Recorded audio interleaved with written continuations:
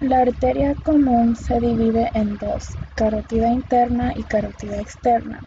Estos se dividen en una bifurcación que se llega a nivel de la vértebra C4.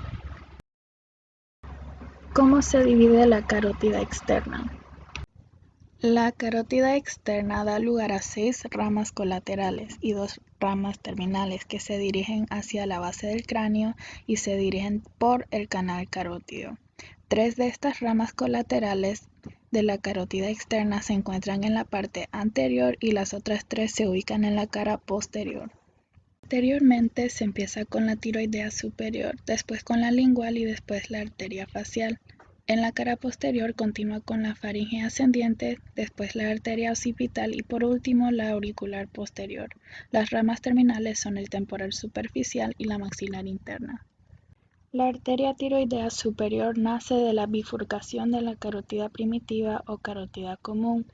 Esta se dirige hacia abajo por la glándula tiroides y da lugar a 3 ramas terminales, las cuales son posterior, externa e interna.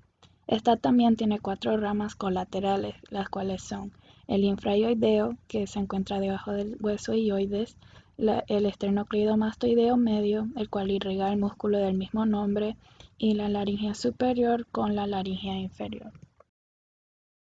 La arteria lingual nace por la asta mayor del hioides, por encima de la arteria pterioidea superior y se va hacia la lengua.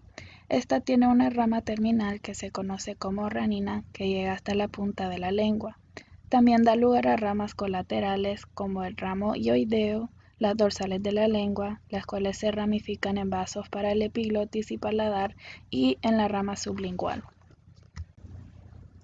La arteria facial nace de la cara anterior de la carótida externa y por encima de la arteria lingual.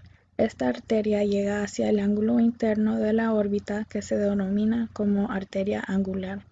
Esta se anastomosa con la arteria nasal dorsal y rama oftálmica, la cual es rama colateral de la arteria carótida interna.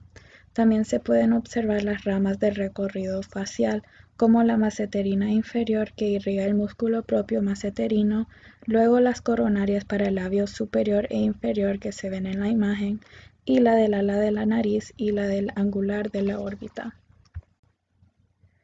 La arteria faríngea ascendiente nace a nivel de la arteria lingual y se dirige hacia arriba y se divide en 3 ramas. Estas 3 ramas faríngeas son inferior, media y superior, y juntos ayudan a irrigar al músculo constructor de la faringe y da lugar a ramas meníngeas. La arteria occipital nace a nivel de la arteria facial y asciende por el músculo digástrico en el vientre posterior hacia el proceso o apófisis mastoideo. Aquí cambia a una posición más horizontal para poder así circular más libremente hacia el hueso occipital del cráneo. La arteria auricular posterior es la última rama colateral de la arteria carótida externa. La arteria auricular posterior está superior a la arteria occipital y esta irriga al cuerno cabelludo, la glándula parótida y al músculo auricular posterior. Tiene como rama colateral la arteria estilomastoidea y este irriga al oído medio. Como habíamos mencionado previamente, la arteria carótida externa tiene 6 ramas colaterales y 2 ramas terminales. Estas 2 ramas terminales son la temporal superficial y la maxilar interna.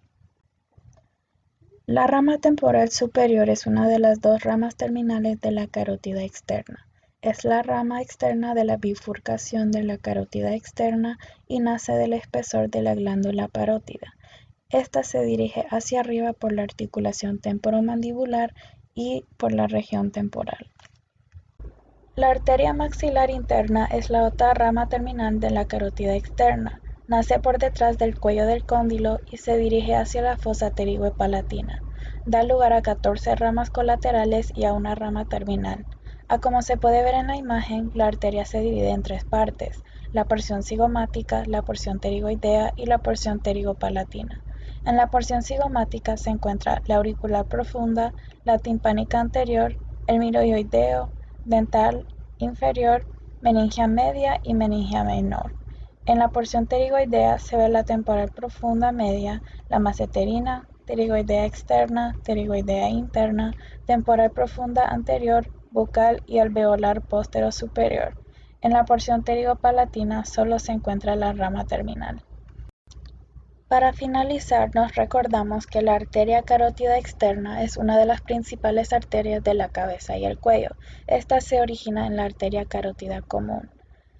Esta arteria emerge de la bifurcación carótida en el borde superior del cartílago tiroides a la altura de la cuarta vértebra cervical o C4. Esta continúa su trayecto tras emitir 6 ramas colaterales y se divide en 2 ramas terminales, las cuales son arteria temporal superficial y la arteria maxilar.